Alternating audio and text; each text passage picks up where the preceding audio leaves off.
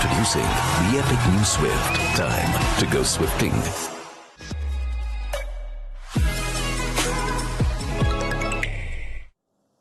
It is the Royals then who prevail in Ahmedabad as the RCB dream comes to an end. It took a start from Yashasvi Jaiswal, a finish finally from the West Indies T20 captain Raunak Kapoor. In between that, there was incident, there was drama, there was chaos, and as you expect with the RCB game, lots and lots of emotion.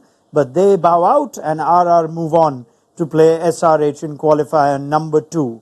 So we have plenty to look back on Maruti Suzuki Arena presents ESPN Cricket for Timeout, powered by JBL in the presence of Tom Moody, Mitchell McClenaghan and Varun. Now the two of you did call a Rajasthan chase. Shall we still classify this as a straightforward chase, or was that nervous with some hiccups along the way, Tom? I think there was a few nerves, without a doubt. I think at one point when Raunak Kapoor was there, they certainly had control of it, but he had a sudden rush of blood, and then it just got a little bit shaky. But I really liked the way he went about his business. He looked very much in control. Again, showing his huge leap in maturity as a player this season. But he just didn't throw that final punch, which he would have liked to have done. But in the end, they had the batting depth to be able to see them home. What is the scorecard of 30s and 40s by and large? Tell us. That no one in the pressure moments really stood up. That's what it is, and made it easy for their team. I thought Jaiswal got off to a great start, and I think that was probably what broke the camel's back at the end of the day. He got them off to a decent start. They weren't more than one down at the end of the power play, so they went along pretty nicely. If they had been a couple of down, I reckon that chase would have been very difficult, because pressure comes on. It only takes 1 or 2 wickets and a couple of decent overs for it to really swing in RCB's favour. Yeah, this vindicates RCB's team selection going into this. The point you made at the pre-show, they need their middle order. They need a deep batting, which came good today. Absolutely. The addition of both the West Indians in the middle was needed, because that's where they were lacking, and that's where they wanted runs today, and just that extra cushion of having somebody experienced like Powell at the end. Hetmyer coming good in his first game after a while was brilliant, and let's not forget Jaiswal's contribution at the top. Yeah. And obviously Raunak Kapoor batted really, really well. I mean, I was a bit confused. After he got a few boundaries off green, he played a few very defensive shots, indicating he's going to take this deep and he's not going to let it go before the match is over. And then suddenly he goes boom and he gets bored. But great bowling by Siraj. He was getting a bit of tail. That helped him with both the wickets. Yeah, I mean, it almost like he saw the finish line. Yeah. Parag went for it. But yeah, 42 for 22. Hetmyer and Powell is indeed their best team, as today's result has shown. There's every reason to not show faith in Raunak Kapoor, as we know. I think they won't change from here. I think this is their team that they'll play in Chennai against Sunrisers for that all-important game. I can't see any reason why they would change, or unless they see a surface there that looks like it's really going to turn, they may look at Maharaj as an option and sort of play that sort of 3-card trick where they have announce the 3 overseas players, have Maharaj on the bench with Powell or Hetmyer, and then just call it as they see it. Yeah. What would be RCB's great regret? Come back to your point at the mid-show. 20 more runs? Yeah, I think their greatest regret is their engine room, as in their top 4, all got starts, and not one of them, which is very unlike this particular batting order, or personnel, I should say, not going on and getting a 70 plus, and I think that was the difference to them getting a 190 score. I think RCB's eternal regret is going to be to let Yuzi Chahal go, because if you look at both the big matches, the last one and this one, it's the spinners who made the difference. Yep. Varun and Narayan. Narayan, yes, he went for a few runs but got an important wicket. Here, Yuzi Chahal got the very, very important wicket of Virat today, and Ash has had the best game in the IPL so far. And when you don't have 2 quality spinners like that in the middle, it's a little hard for you to control the game. And then when you're bowling only pace through the middle, you're almost at the mercy of the batsman to get out rather than get a wicket. That's 3 years ago. Yeah. The Chahal thing, I think the biggest regret. No, I said eternal regret. Will Jacks. Not being there. Eternal regret. Yeah. I think their regret is letting Hasaranga go. That as well. A world-class... Well, it's a ripple effect. You let World-class one wrist go, spinner. the other you let him go as well. World-class wrist spinner. You know, how he got through the net. I mean, in fairness, there'd be those saying that Karan Sharma has done a very good job. Taking nothing away from Karan Sharma. A quality spinner was missing in what was a slightly below par score. You could still... Imagine if Rajasthan bat first and get 170. That's a lot harder to chase their 170 with the bowling there, is what you're saying. Karan Sharma and Swapnil Singh have bowled 4 overs together. But if you had somebody like Yuzi plus another Karan Sharma, I think they would have bowled 8 overs instead of 4. That's what I'm saying. Because it's very difficult to boss the middle overs without quality spinners. That's what I'm saying. Would you agree that this game has been set up by the bowlers for Rajasthan, though, to ensure that batters were chasing a 10-15 below par score? Absolutely. Trent Boult goes 1 for 16. Ashwin goes, 1 for 2 for 19. Yeah. That's it. 2 world-class experienced bowlers who, in what looked like difficult conditions, it didn't look like it was a lot there for the bowlers. There was a little bit of swing at the top. There definitely wasn't turn. So I think out of those 2, if you're going to break it down and say who's your man of the match, I think you're saying Ashwin's man of the match, because on a surface that it looked like if you bowled poorly as a spinner, you could get hit through the line. He was phenomenal. So, 2 for 19, that's superb. Yeah, I mean, we wouldn't have called Ashwin to be the spinner to make a difference in these games because he's got a different role in this. What worked for him today on reflection with watching most spinners bowl? What worked for Ashwin? Personally, I thought he adopted a defensive mindset and felt his role was 24 balls. I'm going to try to make it as hard as possible for this top order to try to hit boundaries off me, and therefore he got the rewards because of that. I think he didn't go looking for wickets. He bowled very much to the weaknesses of whoever was on strike and just stuck to that plan and played it out perfectly. Yeah, he shut down Patida, who was the key matchup against spin. And he got him behind the 8 ball quite significantly. It was only until Avesh Khan came on where Patidal got a couple of boundaries away when he tried to bowl Yorkers, and the spinners had contained him. He was almost striking at 60. Became well planned for Patidar today, didn't they? Perfect. And that's what Rajasthan do, and Ashwin and Bondi and those guys, they come with a plan, and today they got the plan right. Okay, Devang Sharma on our YouTube live. Please keep them coming, guys. RCB bowling wasn't bad today.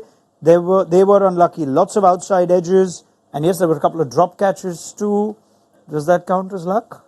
Bad luck? If you look at the balls, they weren't great balls. You know, the half volley that got nicked off Ferguson, Jaiswal. The other one was a wide one which Jaiswal slashed at. They weren't like great nuts. They were just like Jaiswal just went a bit hard. It was a really interesting observation. I was having a conversation with Tom downstairs around Jaiswal. Every time he tries to overpower the ball, he seems to lose his shape. Yeah. But every time he holds his shape and hits at 80%, he just looks like an unbelievable player. And he's the kind of guy who I don't think he needs to muscle the ball because he's got that much power and good weight transfer that he does the damage anyway. So, yeah, look, there was a bit of luck, but there's also a lot of luck that went RCB's way today. The LBW decision, which led to a significant partnership. So they ended up probably getting 20, 25 more than they probably should have. And then also that run out. I don't know what your thoughts are. I will save that. I'll come to that run out. At the end of the day, around your question about the catches, you're not going to win finals dropping catches. Simple as that. And there was far too many catches that should have been taken. Maxwell's an absolute sitter, particularly for someone like Maxwell as well. You could take that behind his back, which he does at training at times when he's mucking about. But he's had a shocker there. Greens was a half chance. He was at second slip, and that went through a genuine first slip nick. Yeah, you got a half a hand on it, a bit like the run out. But but you've got it. They're the moments in big matches good teams take. Yeah, they take those moments, and they suddenly get ahead of the game, and then they don't look back. And the other side can't get back into the game. I mean, Andre Russell, Matt Rovinches takes Abhishek Sharma yesterday. Exactly. Rovman today. Big moments. Big moments. Faf in RCB's last game. Faf in the last game. But there was a moment also from a player on the losing side in Virat Kohli. He took a big moment with that bit of fielding to create that run-out opportunity. They're the type of things that shift the momentum in any sort of game. Okay, guys are just forcing the run out now. So let me bring that conversation. It's not affected the outcome of the game, as it turns out.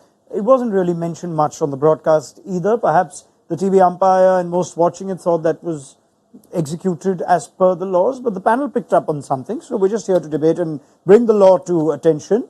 Law 29 of the playing conditions is on how the wicket is broken fairly. And the key point is the last one, 29.2.1.5, by a fielder with his hand or arm, providing that the ball is held in the hand or hands so used, or in the hand of the arm so used. So remember that part, the ball is held in the hand, which Mitchell McClenaghan turned professor to and decided to just educate us all that held is to hold something. Now, we must look at, try and revisit the incident itself. Yeah, am I holding this ball or am I balancing it? I don't know. What do you think? Now, Varun Aaron said he had no problems with that. My initial reaction was, yeah, it's fine because there's contact, ball, hand, stump. So, but then we looked at the law and the wording is held in the hand. So give me your impressions on why you think that, whether the right decision was made. I thought there was contact when the wicket was broken, but it was with the wrist. And I don't believe, we've always grown up with, without knowing the law, the actual wording of the law, we've always grown up understanding that it's control. And that what I've always thought about control is control in the hand. No disrespect, but I mean, I'm sure you would agree. That would be a number of former players go through their entire career, wonderful players that they are, without actually knowing the laws. Yeah. So nothing against that. But what is actually the law here, and a TV umpire who presumably is well aware and well versed with it, has deemed that to be held in the hand. Tom? Well, I think that's the key word's held. And I think when the stump lit up, the ball was not held in the hand. He'd lost control of the ball. Yes, it was in contact with, his wrist, thumb, but there was no control of the ball. It wasn't being held. So therefore, to me, that's a huge grey area. So and it was fascinating. I just don't think you can give it out. And that would have caused a storm with that decision. But just looking at the actual wording of that law, it's very hard to give that out. Yeah, and you saw Cam Green's reaction afterwards. He was on one of his knees and his head was down. There was no celebration. Yeah, I so think even in his mind, I believe, and I could be wrong, but I believe he thought that he'd lost control, which was not holding the ball in his hand. And he's got big hands as well. Did you have a different point of view? I thought it was out because I really thought it was out. Get that back up. I mean, I understand sometimes you don't hold the ball exactly properly, but if it's somewhere here in the vicinity of your palms and he's hit the bails. These are your palms. These are your palms. This is your wrist. Okay, let Mitch. Do you want to do an anatomy class? You just said palm. You just said palm. I know what you're saying. This is also we a have palm. seen at times. This is also a palm. Run-outs executed with the ball. It's just a matter of seconds, and obviously Cam Green didn't have the time to play the rule out in his head and feel sad and stuff like that. I would say, but I thought it was out. The umpire gave it out. It is debatable. It is one of those where people will have different opinions. But I just thought in the moment that was out. And he somewhat had control over it. I wouldn't say he had 100% control over it, but there was control. Unlike a catch, which requires the term control, the run-out on breaking the rule on breaking the stumps, which we just saw, does not really use that word. So we have a grey area, as Tom Moody points out. It is a grey area. It's exactly the same as the grey area where Mitchell Starc took that catch at Lords in that Test match. Clearly took the catch, clean as a whistle, and as he went to, brace for his fall after he's taken it, and it felt like seconds afterwards, he's got the ball firmly in his hand and he hits the ground, so it's therefore not out. So that's a grey area as well. And there are those who say the other way, that was more not out than it was out. There will always be a grey area. Yeah. But from someone that's been involved in the game for a long time, I look at that, and that is clearly out. Okay. So there's one part which is the interpretation of the law, the one part is the wording of the law itself, and out here we've just presented what we thought was an interesting observation at the time. Again, did not affect the outcome of the game, so we can move on and actually touch upon incidents perhaps that did, and let's continue to take your questions and comments coming through on our YouTube Live. Naveen Sundar asks, did the pitch change in the second half today compared to yesterday? Did it slow RR a lot in the end when they were accelerating? Thoughts on the surface? I think it was the same. I think it was pretty much the same. Yeah, I would agree with Maybe Mitch. got better. Yeah. In the second half of the first innings, you saw it get better. When RCB were batting towards the end, it really started to skid on. Yeah. I thought it was a good surface. I think it was just pressure. There was some good bowling. You said there was a bit of tail. That means there was reverse? Sometimes Siraj just gets that angle, so it just goes with the hand, and that's what we saw. But there wasn't any reverse for sure. We didn't say. I thought there was more dew last night than there was tonight. Then tonight, 100%, yes. All right. Hanish says, I'm glad we got a close finish. I've just given up RCB winning the cup. Sounds like poor RCB tragic. No problem. It was a good game, wasn't it? What else have we seen? Vijayendra says, I think it's fair to say RR's bowling has been the saviour every time that they've won. Their batting is still a question mark. Would you sense so? That there are still question marks about the batting come the second qualifier? I wouldn't say there are huge question marks. The one big question mark was obviously the middle order, which they have, I would say, solved to an extent. The other thing is Jaiswal would want to go deep and bat longer when he's set. Even Sanju Samson, I thought he pressed the button a bit too early. He could have taken it slightly deeper, especially when you know how much you are chasing and when you're not setting the target.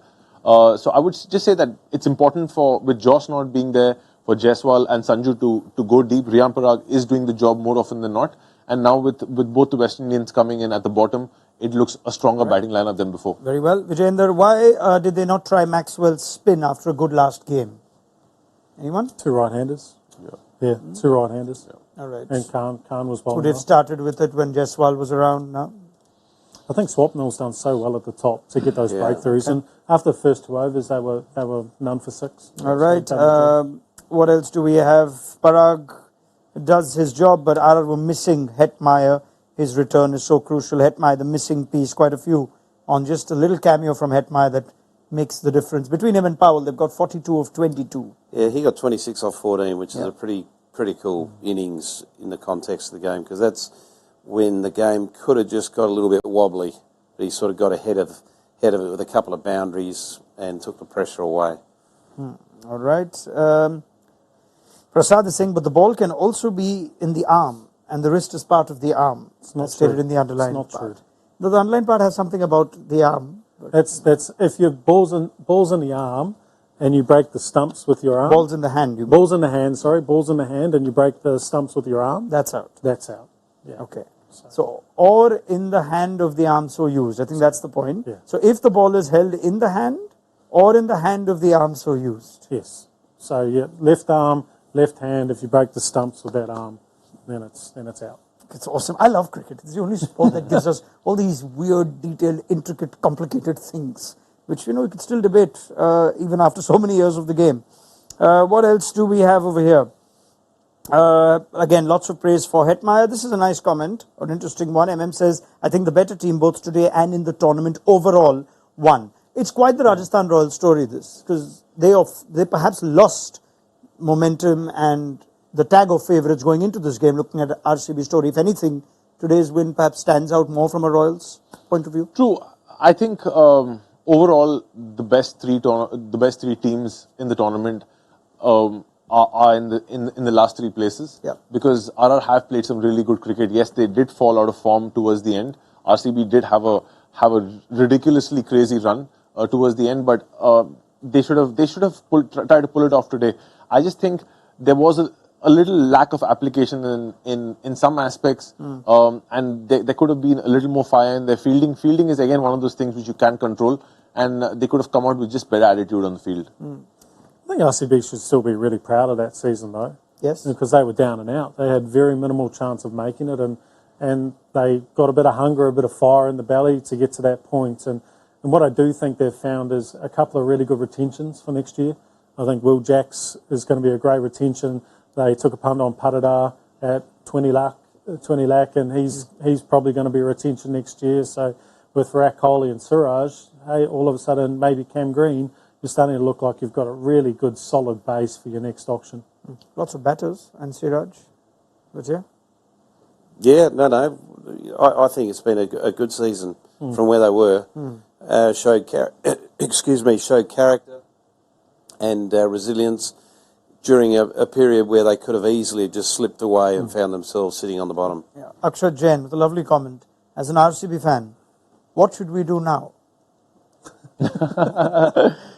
Prepare for next year. Prepare for next year. Yeah. Watch the highlights of the CSK game. Yeah, do the same as that CSK. And No, but as the panel's rightly said, it's been a wonderful season for RCB, especially with the turnaround. It's a shame it ends here. Otherwise, the story could have gone on a bit longer, but full credit to Rajasthan Royals and Sanju Samson. They did the heavy lifting early on, and that's held them in good stead. Even come the knockouts, they now set up a mouth-watering clash against the Sunrisers. Right, it is time to have a quick fire review of what's yet another memorable playoff game in the IPL. Gentlemen, you know the drill, so let's go straight to it. Tom, let me start with you.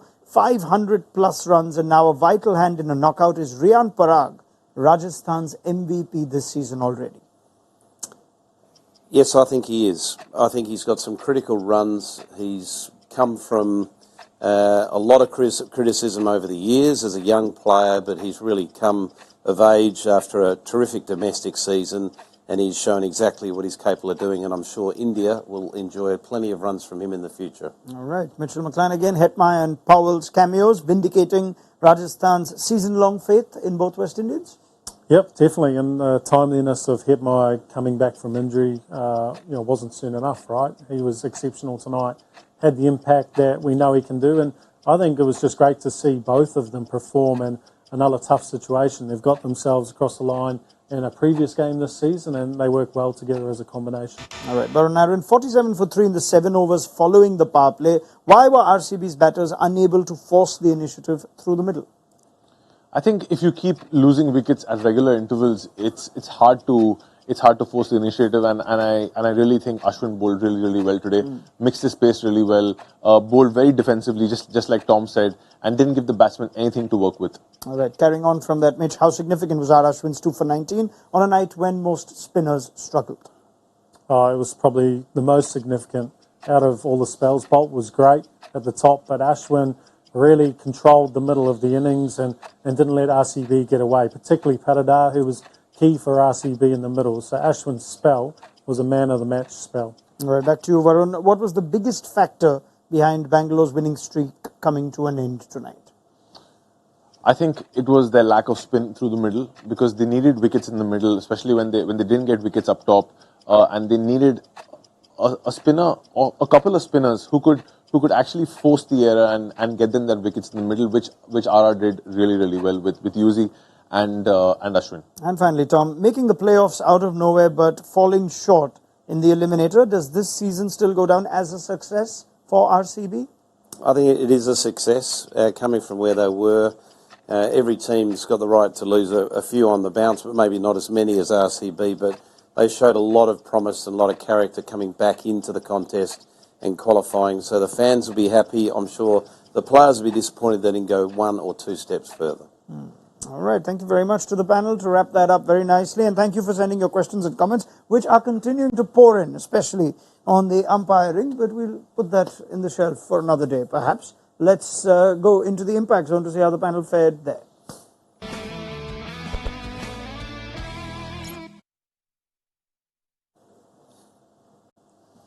Mr. McClenaghan with ran away with it.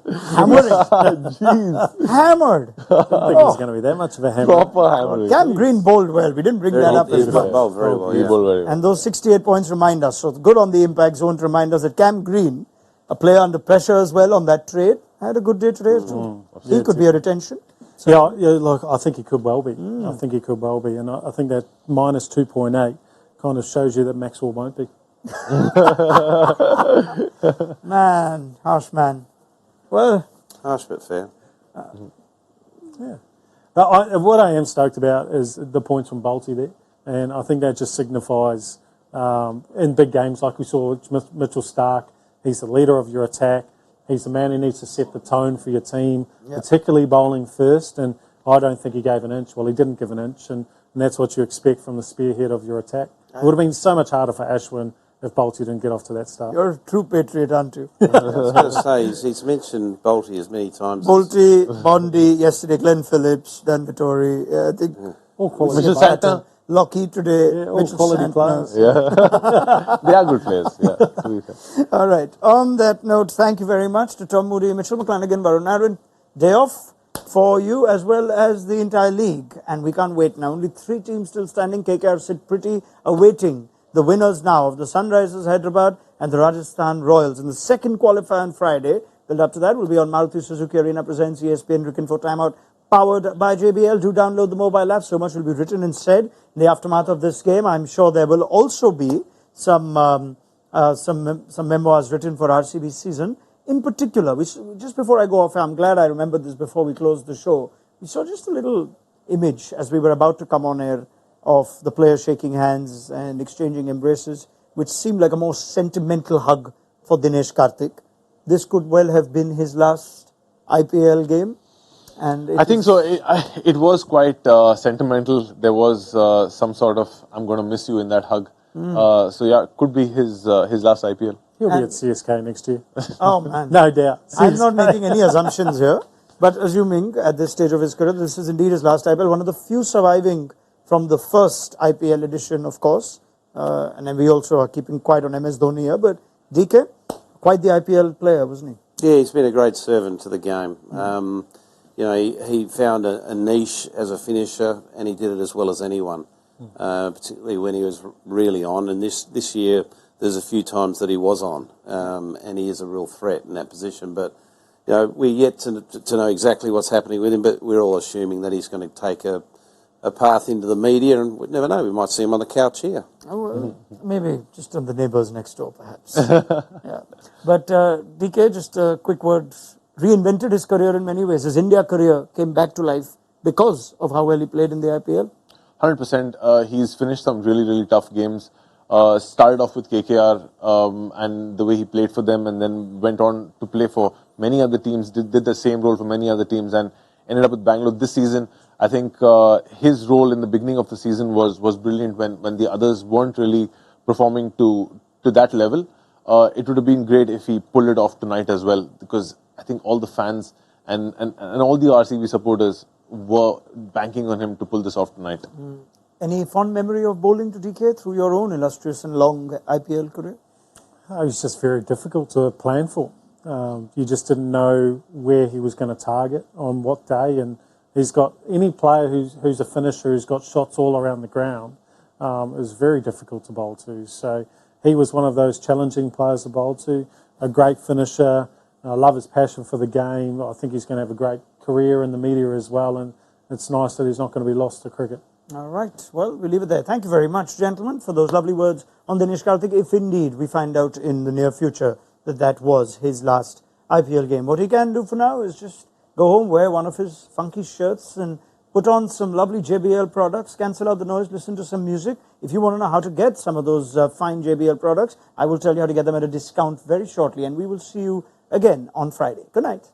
JBL is a brand with over 75 years of audio legacy, known for its signature sound in top-of-the-line products like soundbars, party boxes and speakers. Now you can experience the same legendary sound in their exciting range of active noise-cancelling headphones and TWS earbuds at never-seen-before prices. You can check out these unbelievable offers on the official JBL website. Oh, and by the way, use the code JBLXCricinfo for an additional 10% off.